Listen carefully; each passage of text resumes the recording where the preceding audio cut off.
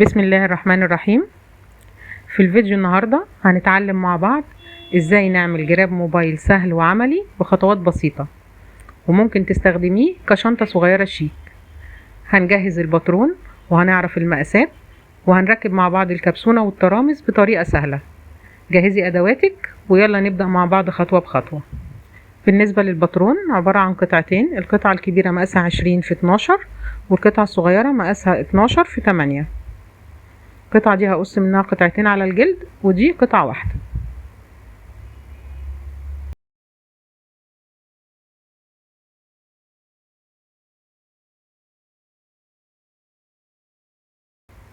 هبتدي اجيب قطعة الجلد بتاعتي، وهجيب الباترون وهبدأ اعلم الباترون على الجلد.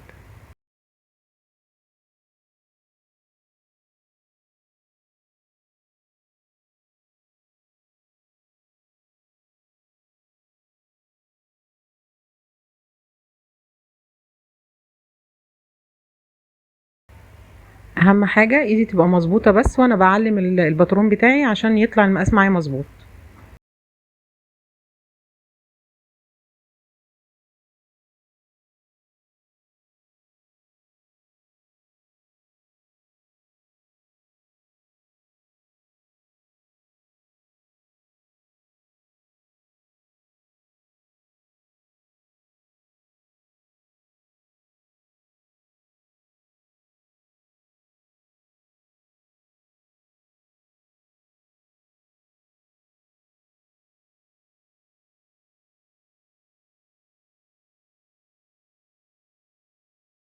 زي ما احنا شايفين قطعة الباترون الكبيرة دي انا قطعت منها قطعتين على الجلد، والصغيرة قطعة واحدة.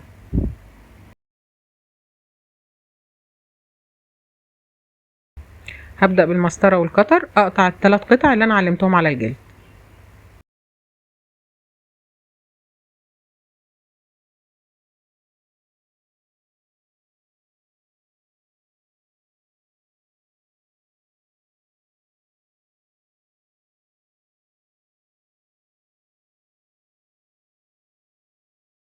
زي ما احنا شايفين انا كده خلاص قطعت الباترون بتاعي الثلاث قطع. القطعة الصغيرة زي ما احنا شايفين انا عملت لها الكيرف ده من فوق، والقطعة دي مقاسها 11 سنتي في 2 سنتي، والثلاث اجزاء دول هم ايد الجراب.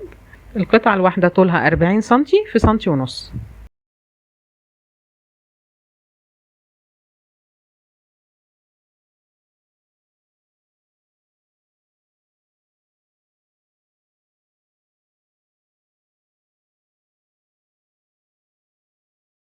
هنا انا هجيب برجل العلام هفتحه على نص سنتي، وهبدأ اعلم بيه القطعتين الكبار والقطعة الصغيرة من الثلاث نواحي.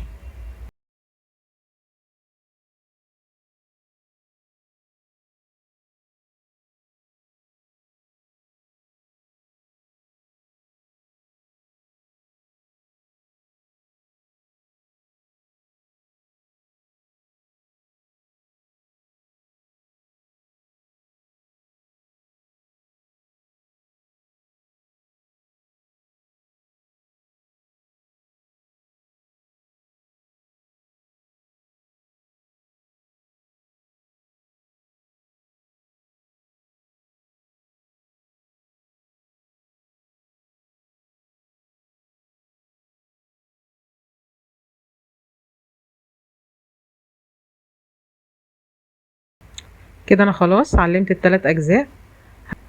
هبدأ اجيب الشوكة واعمل الفتحات بتاعتي عشان اقدر اخيط.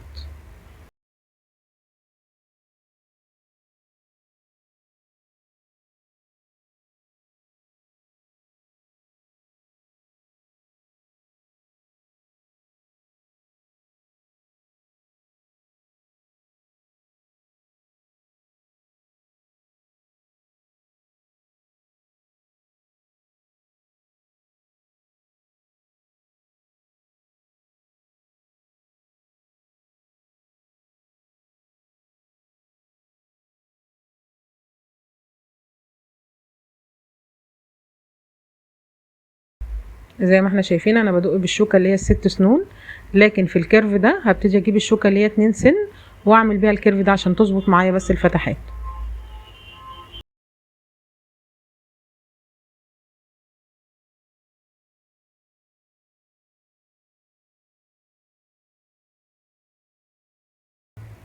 كده عشان ما اطولش عليكم، انا خلاص دقيت كده الثلاث اجزاء زي ما احنا شايفين. اللي انا بعلم عليه ده كله انا عملت فيه خلاص الفتحات بتاعه الخياطه. وبالنسبه للجيب الكبير التاني انا عملت الفتحات اللي في الحروف، وعملت كمان فتحات للجيب الصغير اللي هركبه فوقيه، اللي هو القطعه الصغيره اللي احنا قصيناها مع بعض. وبرده عملت فتحات في الجيب الصغير نفسه. زي ما احنا شايفين انا خدت كده الجيب الصغير، هبتدي اعمل فيه فتحه عشان اركب فيه الكبسونه.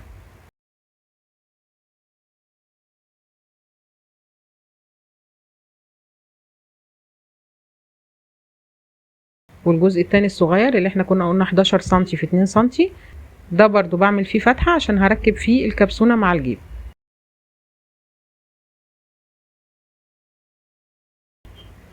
المسافة من عند الفتحة لحد فوق 3 سنتي، وبرضو المسافة هنا من الفتحة لبداية الجلد سنتي ونص. القطعة الصغيرة دي هي اللي انا بقفل بيها الجراب في الاخر. تعالوا نشوف مع بعض هنركب الكبسونة ازاي. الكبسونة بتتكون من 4 اجزاء، دي اسمها الكبسونة السوستة. هنشوف مع بعض دلوقتي هنركبها ازاي.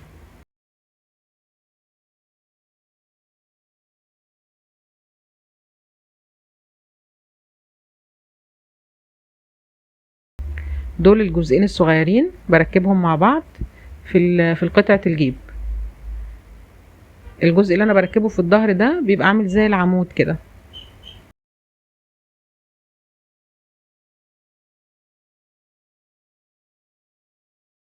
والجزء التاني ده بركبه على وش الجلد.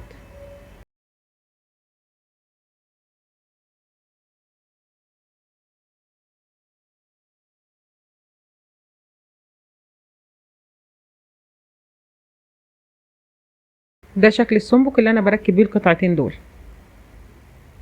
بدق دقيقتين جامدين زي ما احنا شايفين، ركبت معانا بكل سهولة. هبتدي بقى اركب الجزئين التانيين في قطعة الجلد الصغيرة دي. دول الجزئين الكبار.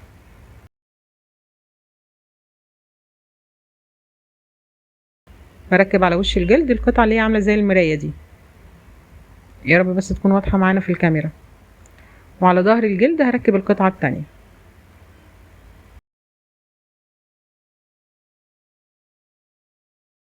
وده السنبك التاني اللي انا بدق بيه القطعتين الكبار، ده غير السنبك اللي احنا دقينا بيه القطعتين الاولانيين.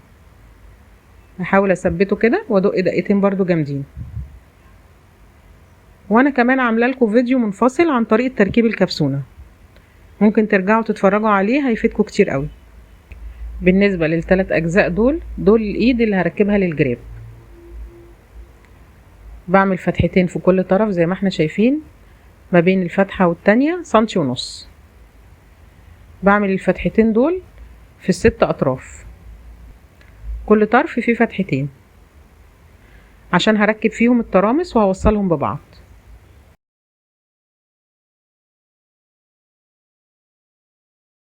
زي ما احنا شايفين انا جبت السنبك وهبدأ اعمل الفتحات بتاعتي.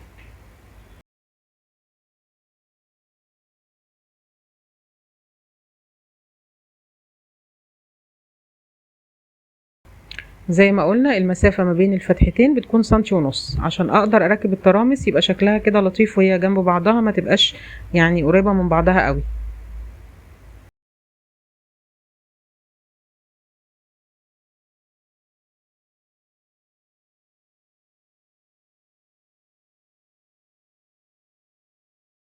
كده خلاص انا عملت كده الفتحات كلها اللي هركب فيها الترامس. هنشوف مع بعض دلوقتي هنركبها ازاي. زي ما احنا شايفين الترامس عندي بتتكون من جزئين. الجزء اللي هو عامل زي العمود ده بيتركب في ظهر الجلد.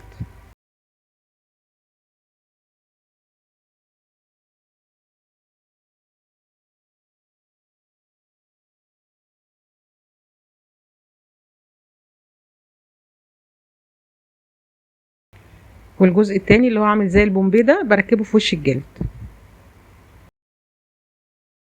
هبدأ بقى اجيب السنبك، ده سنبك مخصوص للترامس، في تجويف كده زي ما احنا شايفين. هدق بيه دقيقتين جامدين كده عشان اثبتها. زي ما احنا شايفين كده اتثبتت معايا بكل سهولة. هبدأ اركب التانية اللي جنبها، يعني انا في كل طرف بركب قطعتين. وبرده في فيديو على قناتي لطريقة تركيب الترامس، ممكن ترجعوا له وهتشوفوا ازاي بنركبها بكل سهولة. هيكون في خطوات توضيحية اكتر من كده.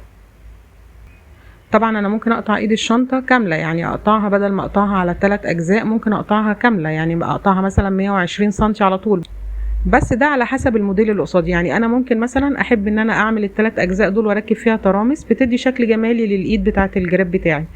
وممكن انا قطعه الجلد عندي كمان ما تكونش كفايه ان انا اقطع منها جزء طويل كده طوله 120 سنتي. مش معنى ان انا قطعه الجلد عندي صغيره ان انا خلاص انا كده مش عارفه اتصرف ومش عارفه اركب ايد للجراب او ايد للشنطه بتاعتي. لا عادي، ممكن اقطعها مثلا على جزئين او على 3 اجزاء على حسب طول قطعه الجلد اللي عندي وعلى حسب طول الايد اللي انا عايزاها قد ايه، وابتدي ان انا اوصلهم ببعض.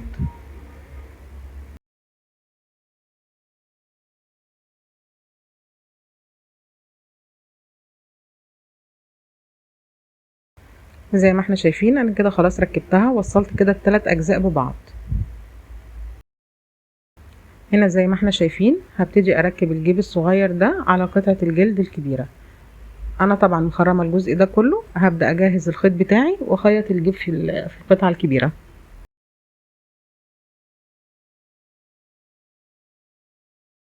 زي ما احنا شايفين انا بقيس قطعة الخيط بتاعتي وبضربها في 3 عشان تكفي معايا او اقدر اخيط بيها الجيب كله بالكامل.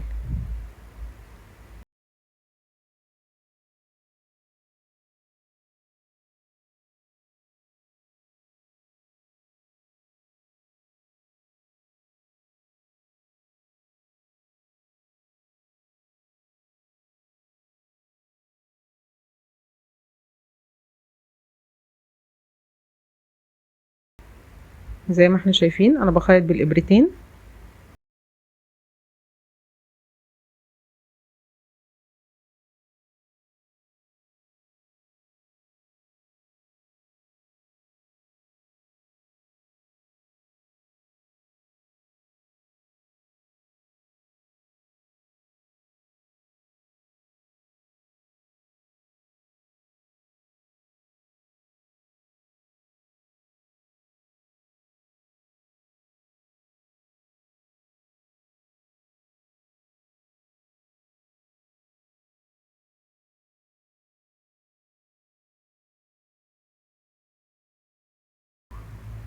طبعا الخياطة سهلة وبسيطة ما فيهاش اي مشكلة.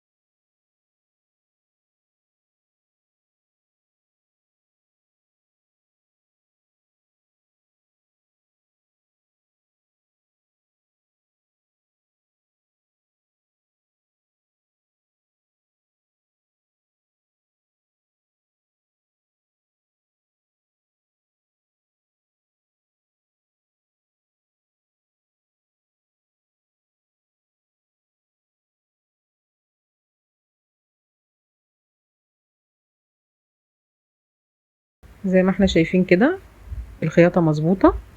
هخيط بس الجزء اللي فاضل وهرجع لكم عشان ما اطولش عليكم. كده انا خلاص خيطت الجيب كده بالكامل. هبدأ اجيب القطعة التانية وهعمل فتحات في الاماكن دي، في كل قطعة فتحتين عشان اركب فيها الايد.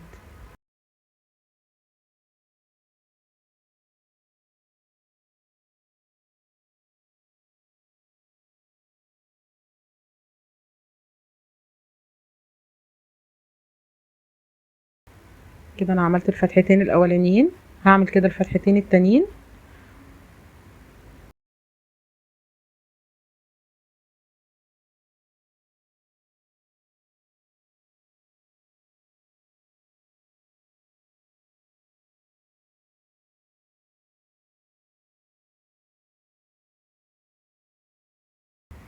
هبدأ اجيب الترامس وهركب ايد الجراب.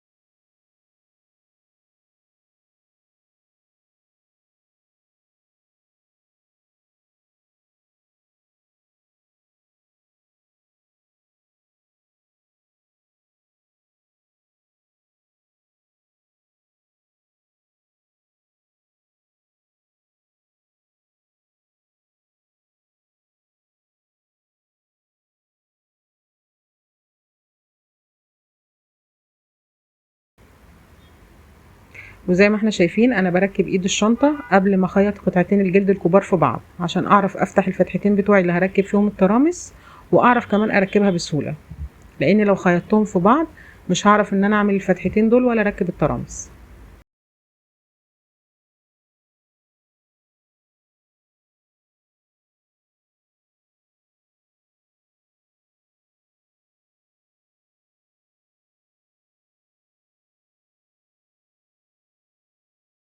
نحاول بس نركز مع بعض ونشوف انا ركبت الايدين ازاي.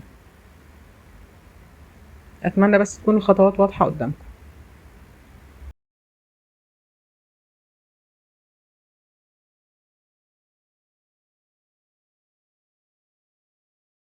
هبدأ بقى اخيط الجزء ده.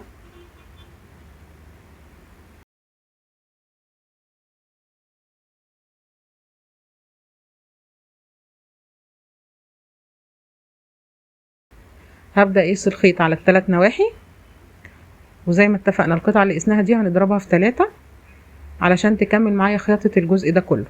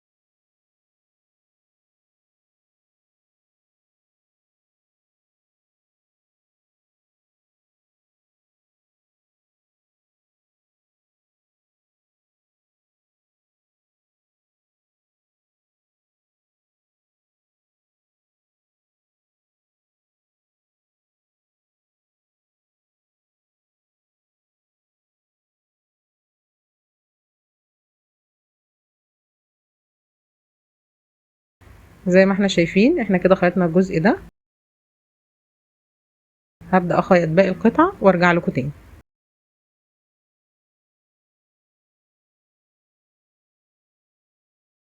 كده انا خيطت خلاص الجراب بتاعي.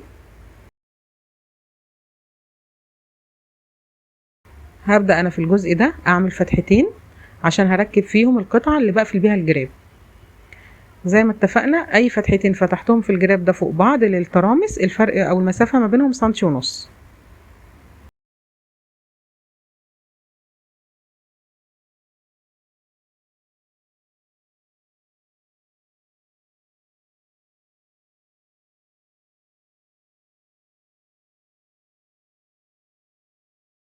وهبدأ اعمل نفس الفتحتين برضو في القطعة دي.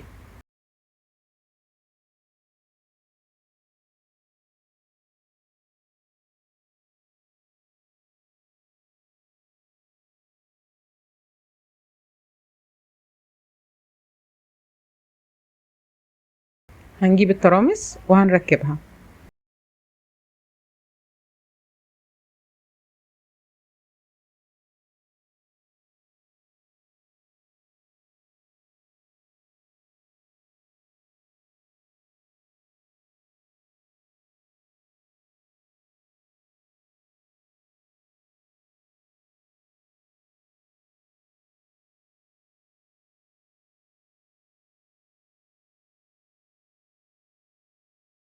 كده انا ركبت الاولاني هركب التاني.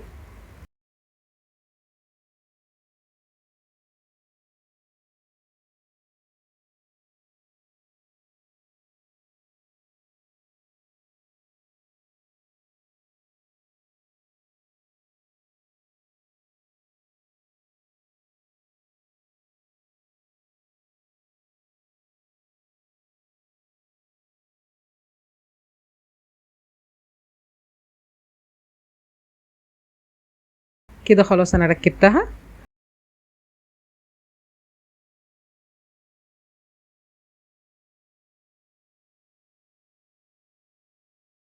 وبكده نكون عملنا مع بعض جراب للموبايل سهل وبسيط. جربي بنفسك وقولي لي رأيك في التعليقات، وما تنسيش تشتركي في القناة وتفعلي الجرس علشان يوصلك كل جديد.